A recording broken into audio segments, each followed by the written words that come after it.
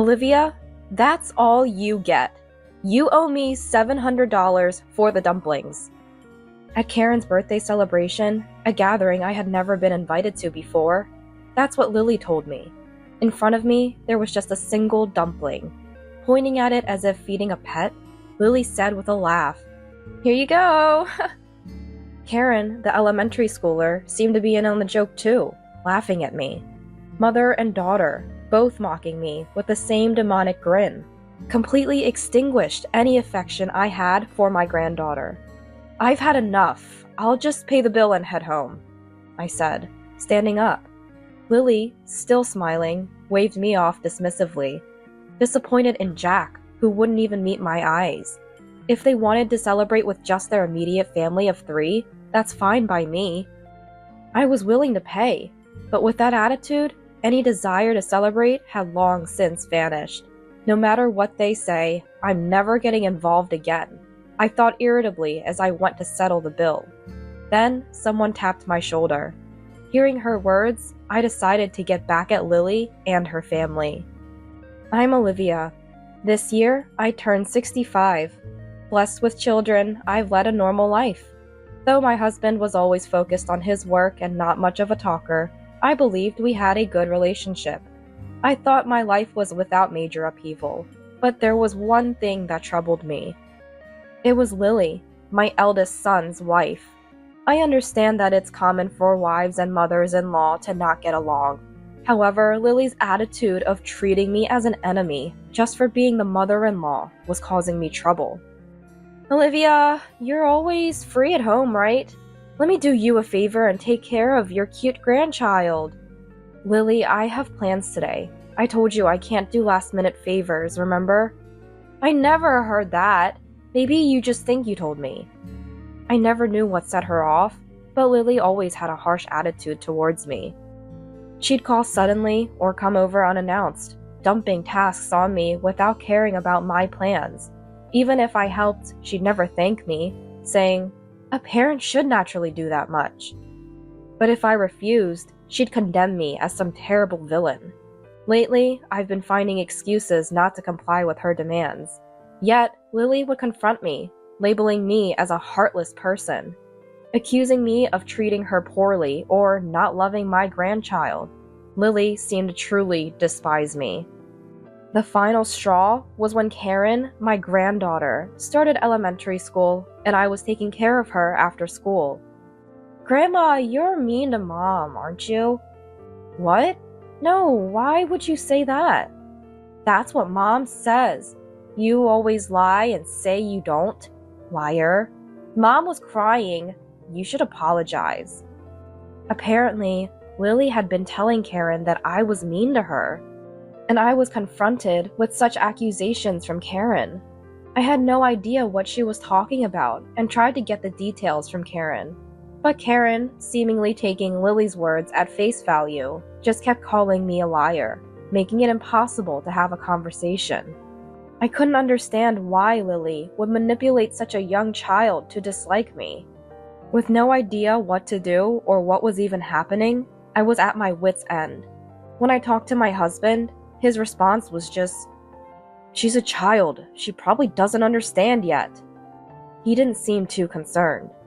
Consulting my eldest son, Jack, was no better. His cold reply was, "Handle your own problems. Probably just tense around the mother-in-law, worrying about being ordered around because she's the wife." I would never do that. It's unbearable being targeted with such hostility. "So what am I supposed to say? Should I tell her to be nicer to Mom? If I do that, it'll look like I'm siding with Mom, and things will become even more strained between us." It's not about taking sides. If she dislikes me, I want to know why. If she wants nothing to do with me, she should keep her distance. Try to understand how it feels to be reluctantly asked for favors. "She's the mother of your beautiful grandchild, Mom. Can't you just compromise a little?" Jack's policy of non-intervention always seemed to side with Lily. No matter how much I pleaded, it felt like he was just brushing me off, telling me to endure it. At times, I couldn't help but vent to my close friends about these issues. Yet, their responses were always something like, "That's how sons' wives are."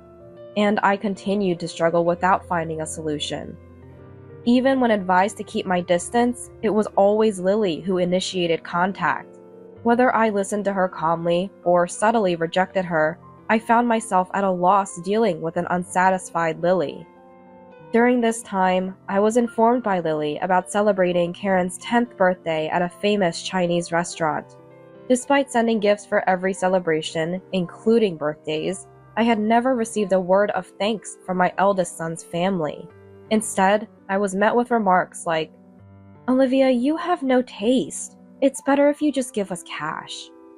Naturally, I had never been invited to any of their celebration gatherings. After being told not to interfere with family events, I had refrained from getting involved. Karen's birthday celebration is at her favorite Chinese restaurant. You're coming too, right, Olivia? May I ask why you're inviting me this time? You're Karen's grandmother. It's not strange for you to come, right? Despite the usual attitude from Lily, her words made me suspect something unpleasant. Still, if I didn't go, I would surely be blamed for not attending my granddaughter's birthday. After much thought, I decided to attend the celebration. Although I had a bad feeling, part of me hoped that maybe they were trying to mend our relationship. If my suspicions turned out to be true, I would stop involving myself with them. With that thought, I went to the Chinese restaurant on the appointed day. But as expected, my faint hope was immediately betrayed. Lily and her family, waiting for me, looked at me and sneered with malice. "Look, there's shark fin soup, Karen's favorite. Since Grandma is paying today, let's eat a lot." What? Yay! When I expressed my surprise, Lily burst out laughing, as if she was greatly enjoying herself. Initially, I had thought that it wouldn't be a problem to pay for the meal, considering it was to celebrate Karen's 10th birthday. However, Lily's declaration, as if it was a given even before I offered, took me by surprise. "You're not planning to eat without paying, are you, Olivia? How brazen." "I never had such intention, but you could have at least mentioned the cost beforehand." "What? I told you in advance. Don't blame others for your forgetfulness. It's true what they say about memory loss and old age." The usual exchange of sarcasm made me realize that what I had hoped for was never going to happen. I decided to eat quickly and leave. As I was about to enjoy the delicious-looking dishes laid out before me, something happened. "Hey, what do you think you're doing?" "What do you mean? I'm just trying to eat." As I reached for one of the expensive-looking dishes, Lily slapped my hand away. Her gesture, like scolding a child for a mistake, made me sweat, wondering if I had done something rude. But seeing me flustered, Lily laughed mockingly and said something outrageous. "Today, Olivia, you're just the wallet, so no eating." "What?" "Olivia, did you really think you were invited for Karen's celebration? It's obvious you're here to pay the bill." "That's right, pay up!" "Be grateful we even let you sit at the table. Don't even think about touching the food. It's a joke." Lily and Karen took turns insulting me. Seeing this, Jack turned his face away from me and said nothing. In a situation with no allies, I felt as if my heart was being squeezed. I sighed, unable to find a solution to the relentless harassment. Feeling sick, I even started to think about just going home. Then, as if struck by an idea, Lily dropped a single dumpling onto my empty plate. "Well, can't be helped. I guess you can eat that much." "Huh? Mom, a single dumpling?" "Olivia, that's all for you. You owe $700 for that dumpling." "Grandma, that's so lame." Even Karen, a grade schooler, joined in laughing at me. Their demonic smiles, mother and daughter alike, mocking me, extinguished any affection I had left for my granddaughter. This was the moment I decided to cut ties completely. I didn't feel like celebrating her birthday anymore, but as a severance, it was a small price to pay. "I've had enough. I'll pay the bill and leave first." "What? You're leaving already? Thanks for the meal. Please just leave me alone from now on." I was disappointed in Jack, who wouldn't even make eye contact until the end. No matter what was said, Jack wouldn't reprimand Lily or even Karen. Trying to contain my intense anger, I went to pay the bill. As I approached the cash register, the flustered owner appeared.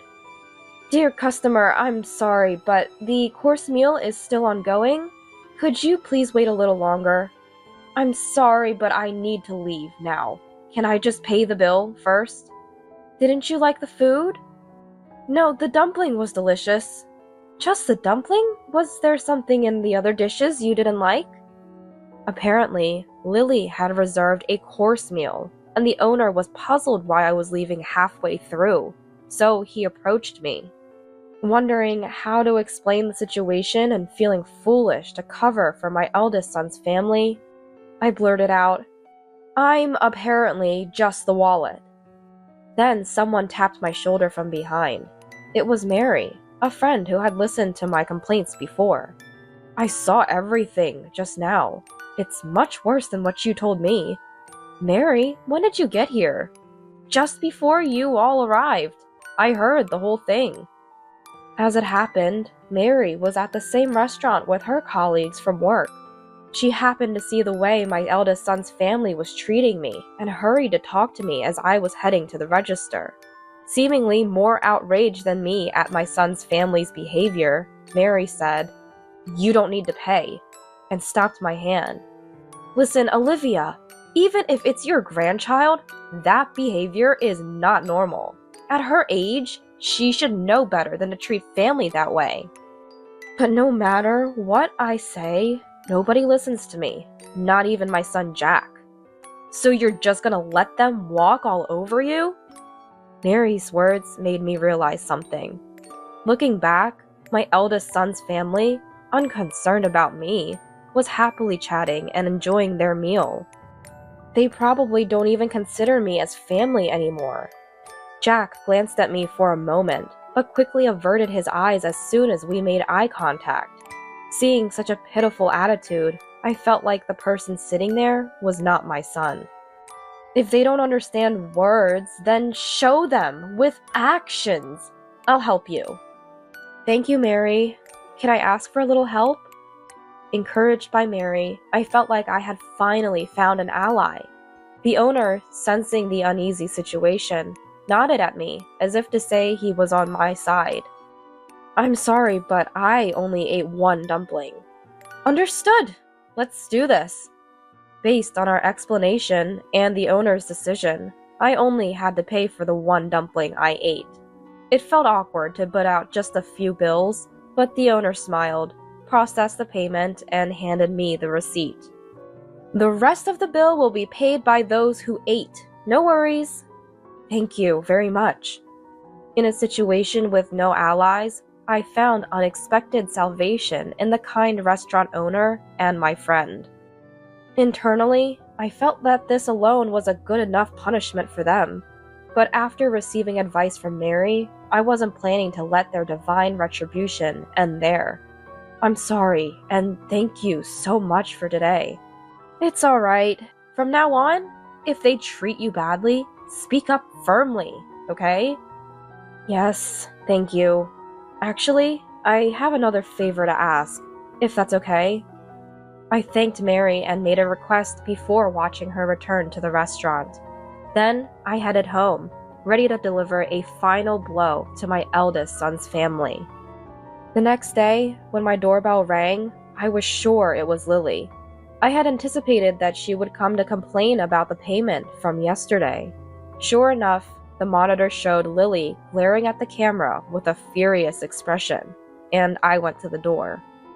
"What do you mean, Olivia? Not paying for yesterday's food and drinks? What kind of reasoning is that?" "Food and drinks? What are you talking about?" "Don't play dumb. It's about Karen's birthday party yesterday." "That's right! You should at least pay up!" Karen, who came with Lily, was also glaring at me. As the restaurant owner had said, my son's family had to pay for themselves and were in a panic.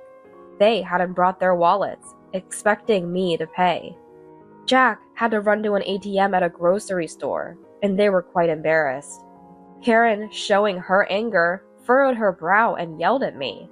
Her expression was hardly one you'd direct at a family member. I sighed lightly before facing Lily to talk. I only ate one dumpling yesterday, so I only paid for what I ate. The dumpling cost $700, remember? Oh, maybe you didn't hear it because of your age. With such rude attitudes from a wife and granddaughter, I didn't feel like paying anymore. As I retorted, they became even more heated and started verbally abusing me. What kind of attitude is that? Just because you're Karen's grandmother, do you think you can do anything you want? I don't want a grandma like you. Don't act so high and mighty. Ignoring their own behavior, Lily pointed fingers at me as if I were some kind of villain. Karen, too, acted as though she was a hero delivering justice to evil. Was there really a reason I had to be yelled at like this? I couldn't help but ask out loud, and an astonishing response came back. Hey, why do I have to be treated like this? What don't you like about me? What have I done? You haven't done anything. You know, wives just don't like their mother-in-laws. What do you mean? Just that. This time I thought I'd make you useful as a wallet since I was angry. Stunned by Lily's unexpected words, I was speechless. Then, before I could signal, the door to the next room opened. Mary entered the living room. The moment they saw Mary's face, the two were speechless, their mouths agape. Listening to you all this time? Is that how you treat my friend? What? Miss? Why are you here? Karen was the most flustered by Mary's sudden appearance. That's understandable. Mary still works as a language teacher in a certain classroom and is also the teacher of the language class that Karen attends. When I had spoken to Mary, the situation was so different from Karen's behavior in class that she had trouble believing me. But after yesterday's incident, Mary had become my ally and came to my house today. When Karen said she wished I was her real grandmother, I was so happy. Don't be deceived, miss. This woman made my mom cry before. My friend wouldn't do that. Besides, you just said Mom wasn't mistreated, right? What? But, Mom, Grandma was mean to you, right? Karen seemed to have believed everything Lily told her about me without hearing the details. Lily, apparently not expecting to be overheard, looked panicked.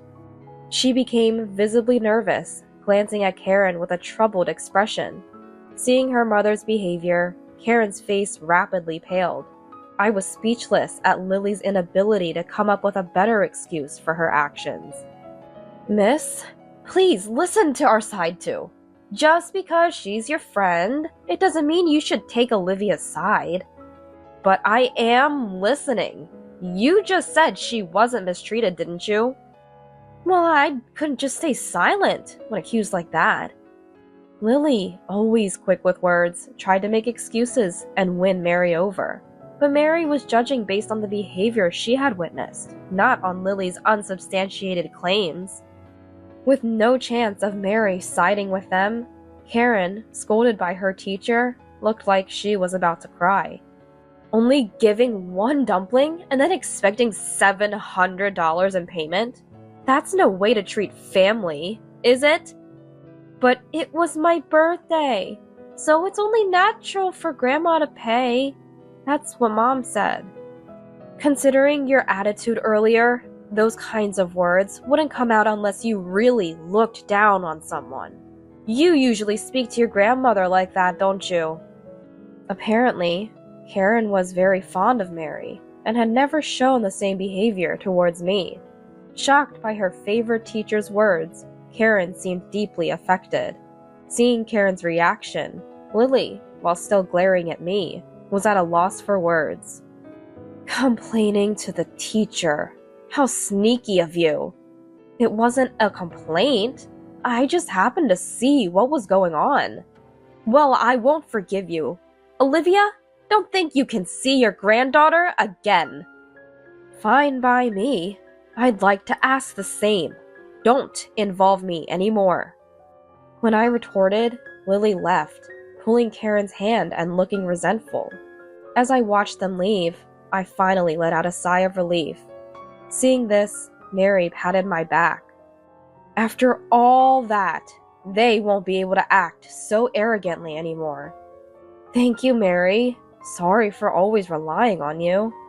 It's fine, Olivia. They wouldn't listen to you, right?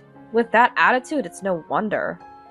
Mary's cheerful demeanor saved me, and I was able to cut ties with Lily and her family. It's a shame I couldn't say anything to Jack, but I don't expect to hear anything more from Lily. Seeing the usually confident Lily taken aback cleared the frustration I had been carrying. Afterward, apparently Lily and Karen got into an argument because Lily had lied to Karen about me, leading to, "Mom made the teacher dislike me." Karen still couldn't be appeased, and Lily called me to complain. Explain the situation to Mary. Is it okay for Karen to stop going to her language class? What's there to explain? Mary saw everything for herself. What more is there to say? If you admit to harassing me, then my story won't be a lie. You could at least agree with me on that. No way. That's your responsibility. You should sincerely apologize to Karen. Lily called me several times, but since she told me to stay away, I stopped answering. Jack also called, confused about which side to take between Lily and Karen. Disgusted with his indecisive attitude, I echoed the words once said to me, "Handle your own problems." Karen continues to attend Mary's class and has become much quieter since being scolded that day. Well, she was too energetic before, so maybe this is just right for her now, as a sign of reflection. I hope so. Don't worry about it, Olivia. As a teacher, I'll keep an eye on her. Thank you. I owe you so much, Mary. Don't mention it. We're friends, after all. Mary said this nonchalantly. Please, don't worry about it. I couldn't help but feel grateful to Mary. Next time, I plan to go out with Mary and finally enjoy the Chinese meal we missed.